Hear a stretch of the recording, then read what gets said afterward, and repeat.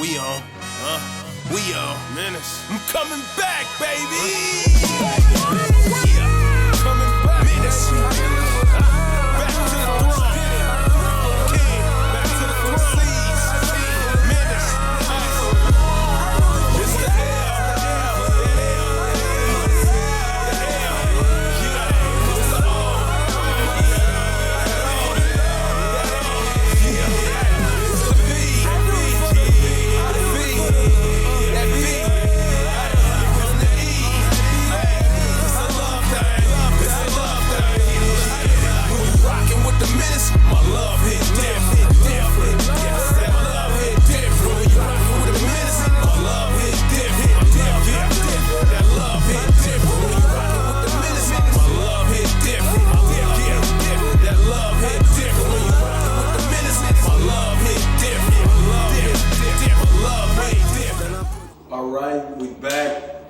It's the city program that has many moving legs, moving parts to it, moving branches. Right now we're bridging the gap, finding a common goal with youngins and OGs, just helping each other, understand each other, and expressing ourselves through music. Point Pushers, Point Proven. Point Pushers is the platform for the love of the city. Is what we're putting together right now. And today, right now, I've got a special guest that goes by the name of Mo. M-O-E. Just M-O. M-O? Just M-O. M-O. Let them know where you was born and raised at. San Francisco. I like to go by partisan. I don't really associate with nothing on earth for we just ended up here. We just ended up here. I like that. How old are you? 22. Just made 22. So, yeah. 22. That's a Leo, you say? I can dig it. Give me a little bit about your household, man. You grew up single parent, double parent? Both parents in the house. It was cool. Wasn't outside that much. It was cool though. Dad in the life, mom's in the life, sister. Then my youngest sister got introduced.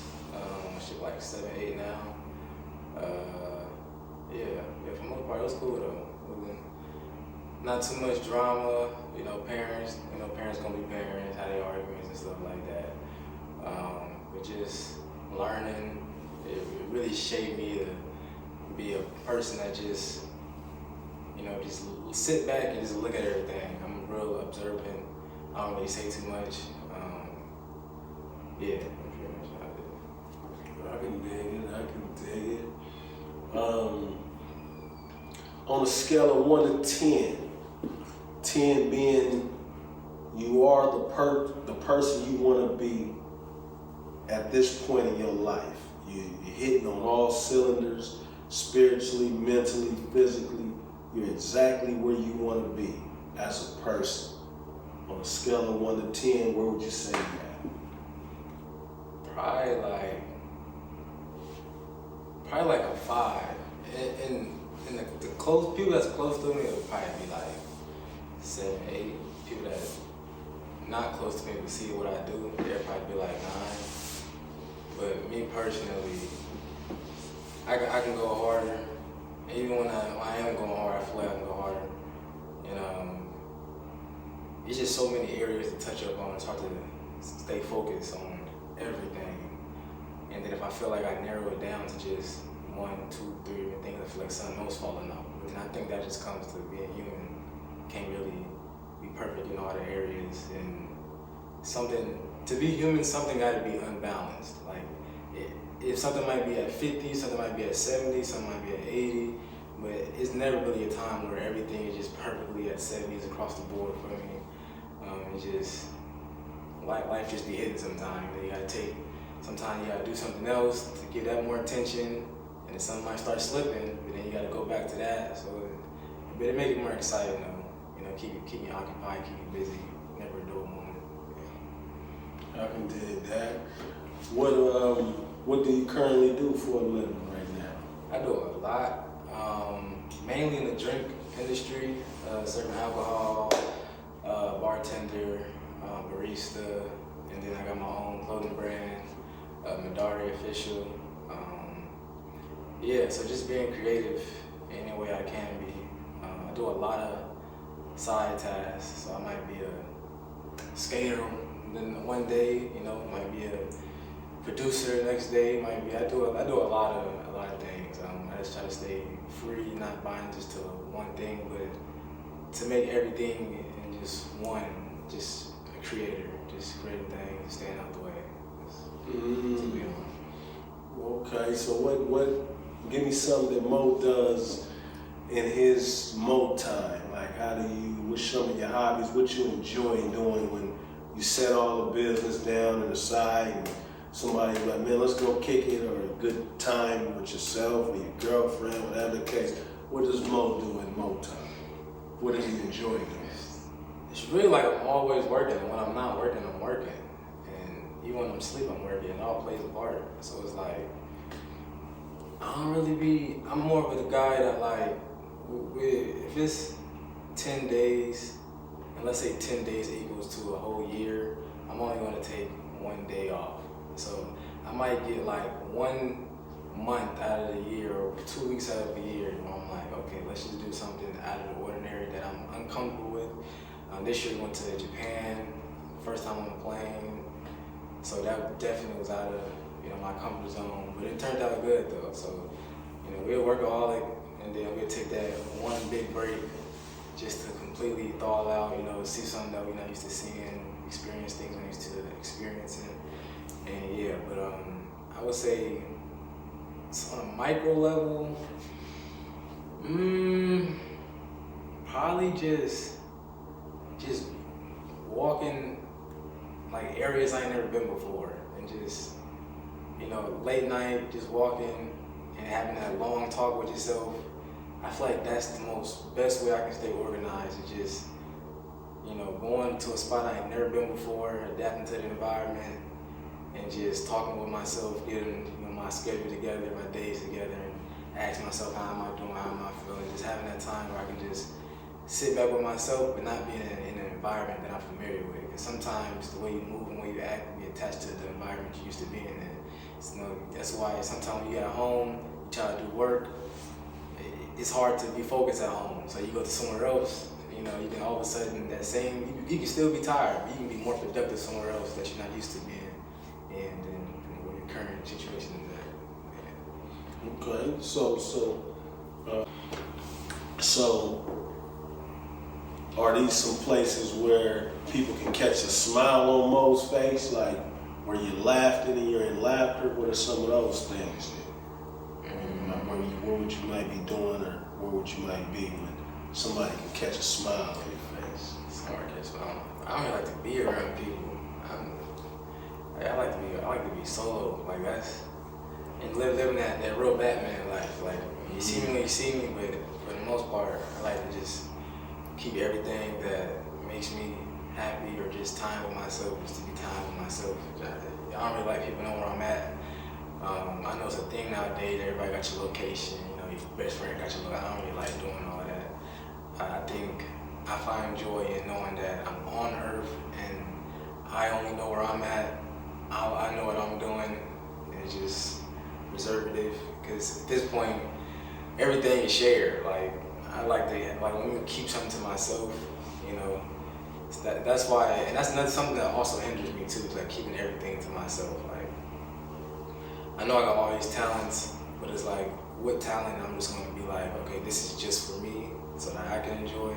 So I'm gonna share everything. I want to have something for me. That's a real good one. That's a real good one. And I'm gonna piggyback off that, because to some people, to some viewers, when you say you want something for yourself, they might consider that a selfish act, selfish thing. And that goes with everything you own or obtain: money, cars, your vision, your passion. Share it with everybody. Why are you keeping it? So for you to say at least that one thing that I want to enjoy, that I can call mine. I respect that and I can relate to that. And I like that. I like to hear that. And I don't see that as being selfish. So for y'all out there, it's okay to have something that you want to keep yours and personal. Everything, you don't have to share everything with the world, your spouse, your parents, whatever. You can keep something to yourself. I like that. Good response. Haven't heard that one. Do you consider yourself perfect? Nah. Ain't nobody perfect. I strive to be perfect though. I think that's what keep me going. Or I be getting mad at myself, but then I realize I understand that I'm human though. But sometimes I have to forget that I'm human, so I'm able to outperform myself in my performance that I did yesterday. So each day, I'm like, how can I do better than I did yesterday? So it's like I'm chasing perfection, even though in the back of my mind I know I can't be perfect, but it just helps me perform the best I can each day. You know, being like, okay, what does a 10 out of 10 look like? What does a 10 out of 10 day for Mo look like? Come on. You know, so we like to strive for the 10 out of 10, even though unfortunately I'm not going to hit that 10 out of 10, but that never pops into in my head until, you know, at the end of the day, like, okay, we understand, we human, we're not going to be able to get that 10 out of 10, but, you know, that don't mean I can't strive for it though, so I try to just keep that in mind. I like that. I'm gonna piggyback off of that. I like that. Striving for perfection. Ain't nothing wrong with that. I'm gonna take you to a clip called Remember the Titans. Football movie, one of my favorites. Somebody said that, you know, what does perfection look like? The coach stood up and said, it's okay, we'll keep rolling. On Remember the Titans, we, up to this point, we're undefeated. So we are perfect. As a team, our record is perfect. And you don't have to break that. Did the other team score? Do we win by a milestone every day? No, but we won. And that's what got us perfect. That's what has our record a perfect record. So looking at each day, looking at each situation, if you can win, if it didn't get the best of you, if you learned from it, you can still take that in as I was perfect. You know, so ain't nothing wrong with striving for perfection. One day within yourself, you might look yourself in the mirror and say, I'm perfect now. You might be exactly who you want to be. Step for step, word for word, action for action. You might become what you consider perfect to you and your God. So keep striving for that perfection. If it's one thing you care to share with us, what's one of your imperfections? Where do you feel like you might need to tighten up here or change or get better at? You can identify one area.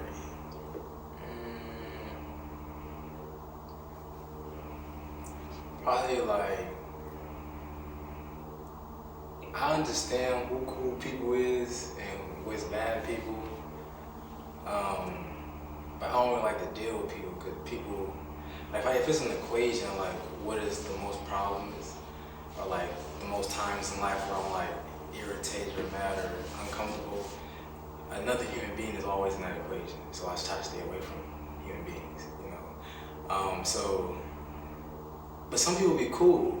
So you gotta be open and be willing to be open at all times, you know, to receive cool energy from cool people. You know what I mean? So I'd probably say that's one of my things that I gotta work on is sometimes when you know somebody bad, of course, stay away. But when you see that somebody is cool, you know, don't be too closed off, you know, and you know, accept what they got to offer, because sometimes you never know who you might meet, you know, that might be your best friend, but because, you know, you want to be, you know, off to the side and want to be in the mix, you know, you might be blocking that blessing right there. So just give people a chance. Yeah, I probably say anything that I work on.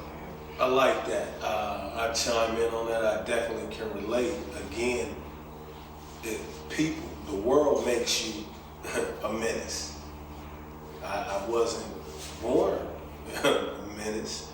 I believe somewhere along the lines, Menace Man was formed off of what I was getting from the world. So, like you say, being aware of not letting a few bad apples ruin how you act towards the rest of the bunch, you know. And again, good stuff with being mindful of that in yourself.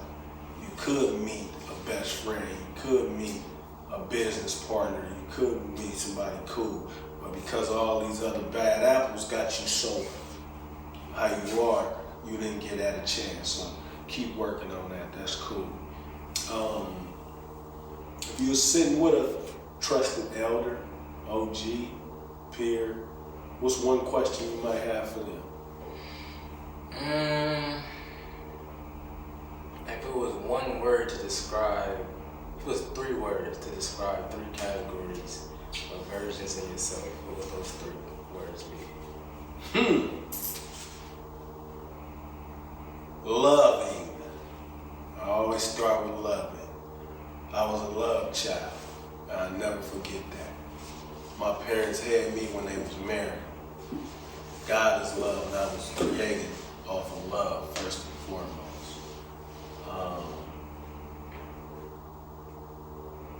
So loving, charismatic, got a little way about myself, I feel.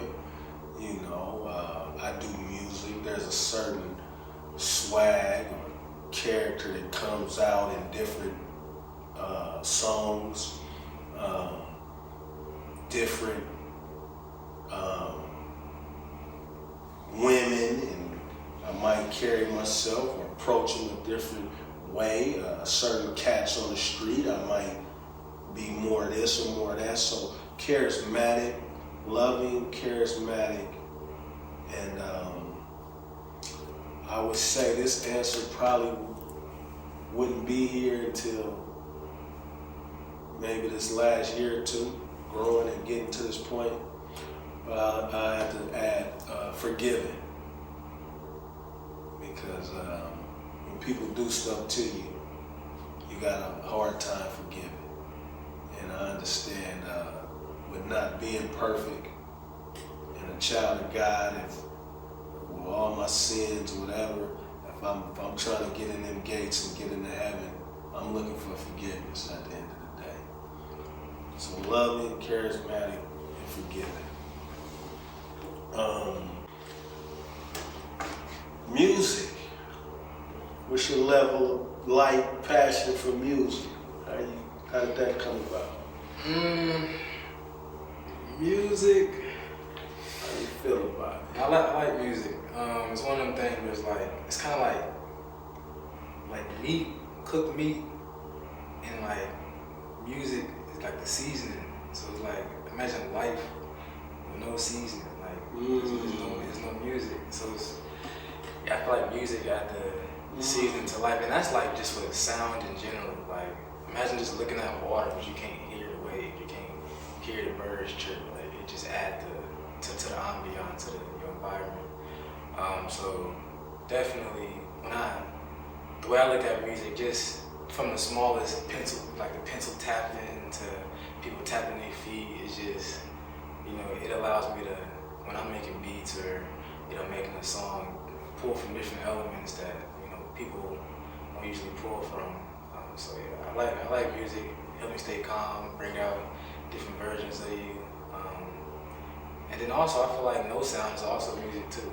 Like just sometimes people jog with music on, like they jog with no music on.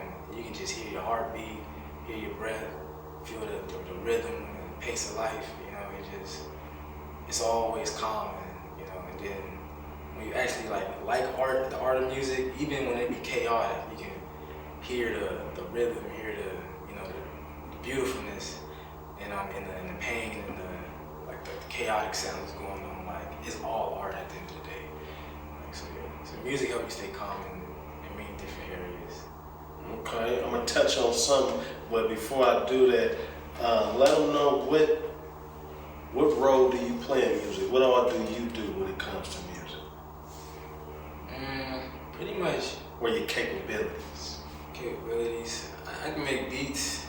I would say that's primarily what I do. Make beats, sing, rap. What you call it when you like write for somebody? Like Ghostwriter. Yeah, ghostwriter. Being able to pick like what sound would go good with this type of melody. Yeah, it's a lot. It's a lot when it comes to music that I can do. Okay. I like it, man. We gonna wrap this one up with any shout outs you wanna give, family, friends, for the love of the city. What's your last words? Shout out, I would say shout out me for real. Cause like at the end of the day, I can't make it to tomorrow if I don't, get up, throw the suit on, and get to work. You know what I mean? So it's really gonna be up to you. How your life shapes and forms. It's gonna throw stuff at you though, but everything's a choice though.